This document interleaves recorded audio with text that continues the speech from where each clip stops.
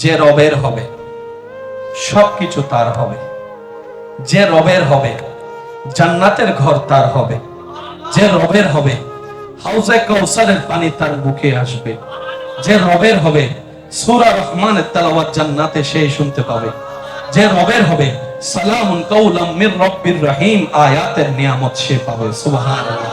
যে রবের হবে জান্নাতের ঘরগুলা তার হবে, যে রবের হবে জান্নাতের ফল তার হবে। সুবহানাল্লাহ বলতে থাকি। যে রবের হবে নিয়ামত সবগুলা তার হবে, যে রবের হবে কবর তার সুন্দর হবে, যে রবের হবে প্রশ্ন তার সহজ হবে, যে রবের হবে হাসর তার জন্য সুন্দর হবে, যে রবের হবে পুলসিরাত তার সেকেন্ডের জন্য পার হয়ে যাবে, যে রবের হবে মিজানের নেকির পাল্লা তার ভারী হয়ে যাবে। সুবহানাল্লাহ। যে রবের হবে ইজ্জত তার হবে, যে রবের হবে শান্তি তার হবে। যদিও দুনিয়াতে তার মাথায় কোনো ছাদ নাই, থাকার মতো কোনো ঘর নাই, খাবার মতো কোনো খাবার নাই, তারপরে অন্তর প্রশান্তি হবে। যে রবের হবে, যে রবের হবে, যে রবের হবে হাজারো কষ্টের মধ্যে তার চেহারার মধ্যে মুস্কি হাসি লেগে থাকবে, প্রশান্তির হাসি, কারণ ধৈর্য তার সাথে আছে। ইন্নাল্লাহা মা'আস সাবিরিন। ধৈর্য তার সাথেই আছে। আল্লাহ যার সাথেই আছে, আল্লাহ যার সাথেই আছে। যে রবের হয়ে যায়, রব যাকে নিজের করে নাই, দুনিয়ার ইজ্জত তার জন্য, কবর হাসরের ইজ্জত তার জন্য, জান্নাতে ঢোকার সালামও তার জন্য। কার? যে রবের হয়েছে। তো রবের হওয়ার জন্য কিছু নিয়মের দরকার আছে না? রবের হওয়ার জন্য একটা বইয়ের সাজেশনের দরকার আছে না? ওই সাজেশনের নাম হলো ইসলাম। রবের হওয়ার জন্য একটা সাজেশনের দরকার নাই, একটা বইয়ের দরকার নাই, ওই বইটার নাম ইসলাম। তো ওই বই পড়ানোর জন্য ছাত্রের দরকার নাই। ছাত্র হইলাম, ছাত্র হইলাম, তো বইও আছে, ছাত্র আছে, তো ফরেন একজন শিক্ষক লাগবে না? ওই শিক্ষক হচ্ছে নবী রাহমাতুল লিল আলামিন। হিসাব কি ঠিক আছে? জোরে বলেন, হিসাব ঠিক আছে? তো টিচার পড়াইলে ছাত্রকেও তো পড়তে হবে। এবার বলেন, সে পড়ালেখার একটা নিয়ম কানুন নাই, একটা রুটিন নাই, ডেইলি রুটিন, আদেশ নিষেধ নাই। ওই আদেশ নিষেধের নামই হচ্ছে শরীয়ত। টোটাল বিষয় কি? রবকে খুশি করা। আরেকটু জোরে বলি, এবার থেকে আপনারা এই কথা বলার চেষ্টা করবেন, যেটা আমি প্রায় সময় নিজে অনুভব করি এবং পড়ার চেষ্টা করি, বলারও চেষ্টা করি। নামাজ পড়বেন কেন? রবকে খুশি করার জন্য। সুবহানাল্লাহ। একটু জোরে বলি। বাবা, এই যে ও লালগঞ্জ ইবে কি খেলোয়াড় বাংলার কথা বলবেন না? ঘুম আসছে, শরীর উঠতে চাচ্ছে না, তারপরে নামাজে দাঁড়াবেন কেন? রবকে খুশি করার জন্য। সুবহানাল্লাহ বলতে।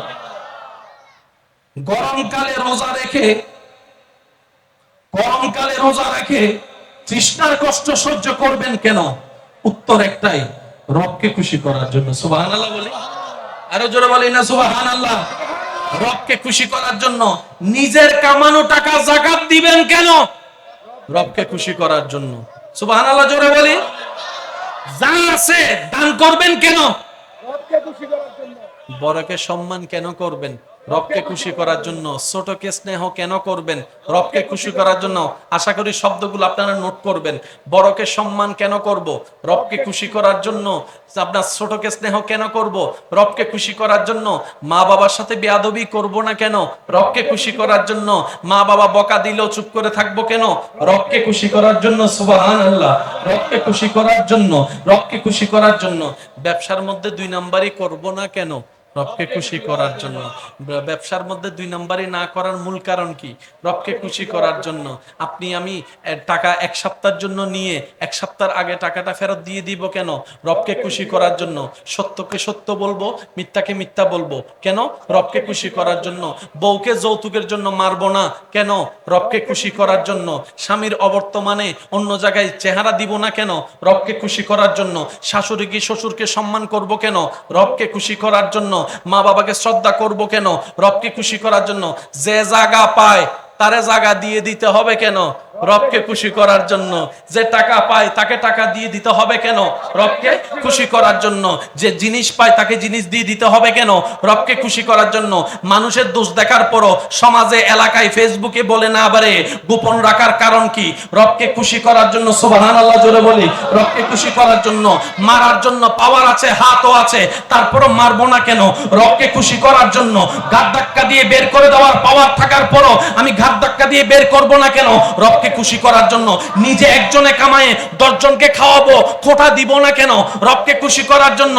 ভাই হয়ে ভাইকে খাওয়াবো কেন? রবকে খুশি করার জন্য। সন্তান হয়ে বাবা মা বাবাকে খাওয়াবো কেন? রবকে খুশি করার জন্য।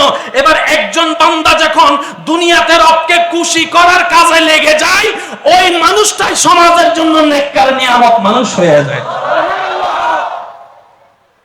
এবার আপনি যদি এই সমস্ত কাজ করতে আল্লাহকে খুশি করার জন্য নেমে যান, আপনার দ্বারা 2 নাম্বারই হবে।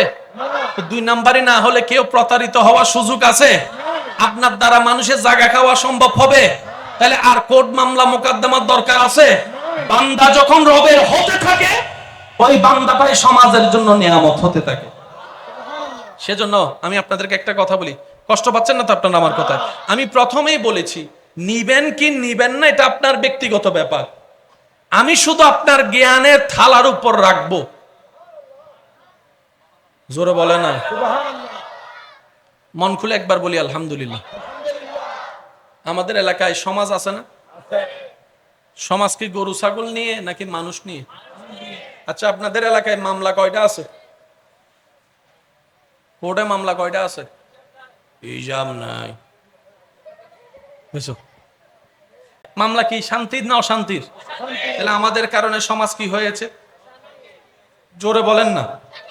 আমাদের কারণে পরিবার কি? অশান্তি। আমাদের কারণে পরিবার কি? আমাদের কারণে সমাজ কি? আমাদের কারণে দেশ কি? অশান্তি। এই অশান্তিওয়ালা মানুষকে কেউ পছন্দ করে? অশান্তিওয়ালা মানুষ দেশের জন্য উপকারী?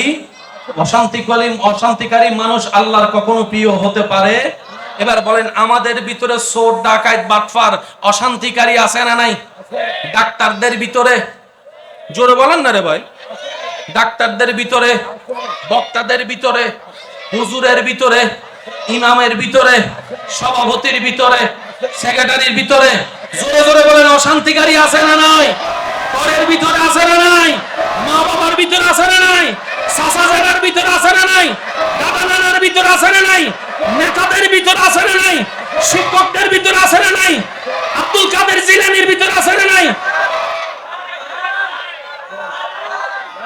শুনি নাই। গরিবের নামাজের ভিতরে আছে না নাই? ইমাম আজমের ভিতরে আছে না নাই? ইমাম শাফির ভিতরে আছে না নাই? আবু বকর সিদ্দিকের ভিতরে আছে না নাই? ফারুক আজমের ভিতরে আছে না নাই? ওসমান গনি আলীর ভিতরে আছে না নাই? হাসান ও হোসেনের কাছে আছে না নাই? শাহজালালের কাছে আছে না নাই? শাহপরানের কাছে, শাহ সুন্দরের কাছে, শাহ আমানতের কাছে, আমাদের ভিতরে আছে। পার্থক্য এখানে। ঝগড়া সব সময় ঝগড়া সমাধান হয় না। আকলদারের জন্য ঝগড়ার দরকার হয় না। আকলদারের জন্য ঝগড়ার দরকার। আর ঝগড়া কখনো সমাধান হয়ই নাই, কখনো হবে। এবার বলেন, পৃথিবীর জন্য, শান্তির জন্য আমরা বেশি উপকারী নাকি আল্লাহর প্রিয় বান্দারা? জোরে বলেন না রে ভাই। এবার সেজন্য আমরা ওখানে যাইতে হয়। যে এখানে কোনো ফেঁস আছে? একটু সঠিকভাবে বলেন, এখানে কোনো জামিলা আছে? যে রবের আমরা তার স্মরণ করতে, সম্মান করতে বাধ্য। আজকেও যদি রব আপনাকে কবুল করে নেই, আমার আলেমগিরি, বক্তাগিরি আপনার সামনে কোনো কাজে আসবে না। আপনাকে দেখলে আমাকে শ্রদ্ধা করতেই হবে, কারণ যে রবের ইজ্জত তার, যে রবের সম্মানের হকদার তার। সুবহানাল্লাহ। বাস একটু মনোযোগ দিবেন। আমাদের ভিতরে বেজাল, আল্লাহর প্রিয়দের ভিতরে বেজাল। আমরা সবাই কি? আমরা নামাজ কম বেশি সবাই পড়ি ইনশাআল্লাহ, আলহামদুলিল্লাহ। আপনি আমি নামাজ পড়েছি মুসলমান, আপনি আমি রোজা রেখেছি মুসলমান। স্যার কয়জন মুসলমান, কয়জনকে মুসলমান বানাইছেন? হাত তুলে দেখান। মুসলমান বানাইছেন? আমরা এখনো কাউকে মুসলমান বানাইতে পারি, কিন্তু আল্লাহর ওলিরা লক্ষ লক্ষ মানুষকে মুসলমান বানিয়েছেন। কিরে, পার্থক্যটা কোথায়?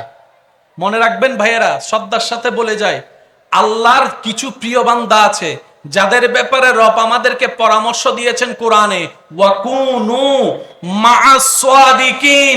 হে আমার ইমানদার বান্দারা, যদি আমি রবকে খুশি করতে চাও, শয়তান থেকে বাঁচতে চাও, শয়তানের কৌশল থেকে যদি বাঁচতে চাও, ওয়াকুনু মা'আস সাদিকিন আয়াতের উপর আমল করে আমার কোন প্রিয় বান্দার সাথে সম্পর্ক জুড়ায় দাও। সুবহানাল্লাহ।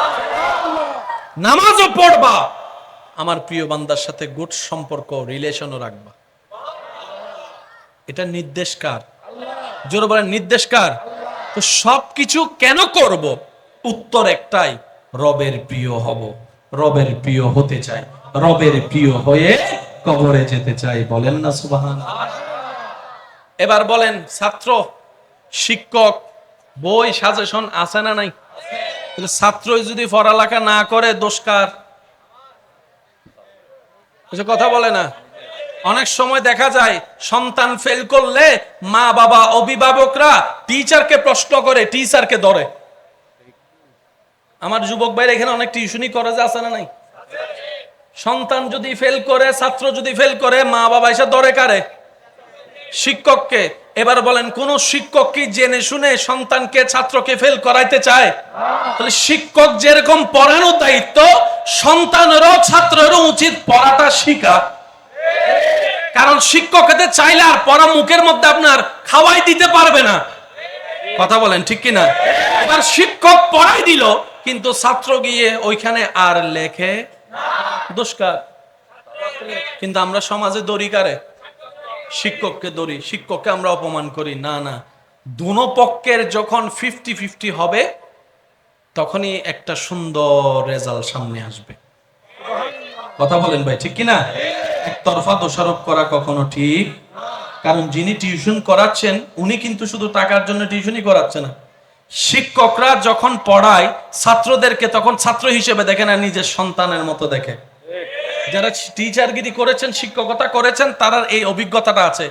ওই ছাত্র এটা কার ছেলে কার মেয়ে এটার মাথায় থাকে না, তখন নিজের সন্তানের মতোই মনে হয়। কথা বলেন ঠিক কিনা?